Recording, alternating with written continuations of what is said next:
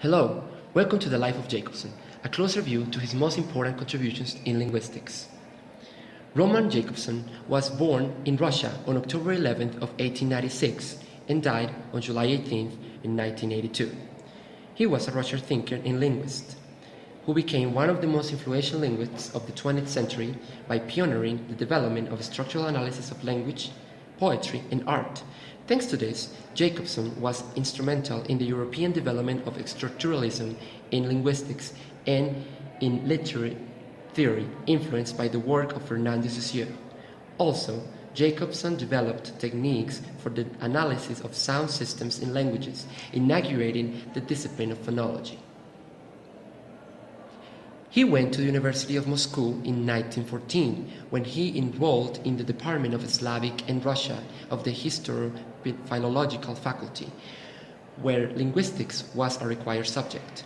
Then, for a short period of time in 1920, Jakobson became a professor of Russian in Moscow.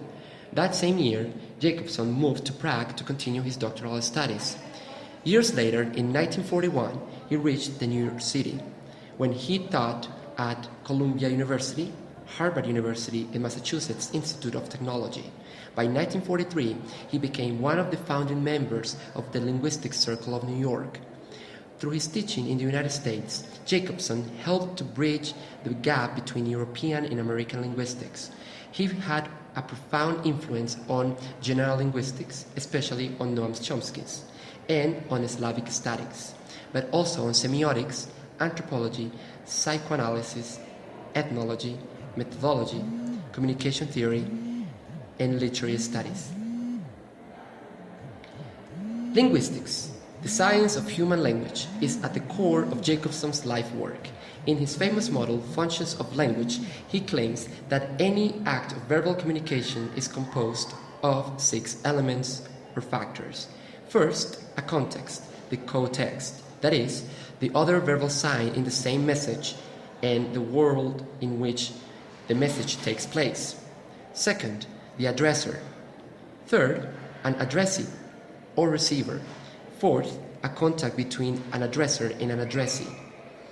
Fifth, a common code. And sixth, a message. Each factor is the focal point of our oriented relation or function that operates between the message and the factor. Other significant contributions to the discipline involved phonology. He also extended linguistics into other fields: Slavic history and culture, literary criticism, and semiotics. In addition to this, Jakobson's interests in poetry was his continuing study of both modern and ancient sound systems and how they are structured, from work on phonology, Czech, and Russian.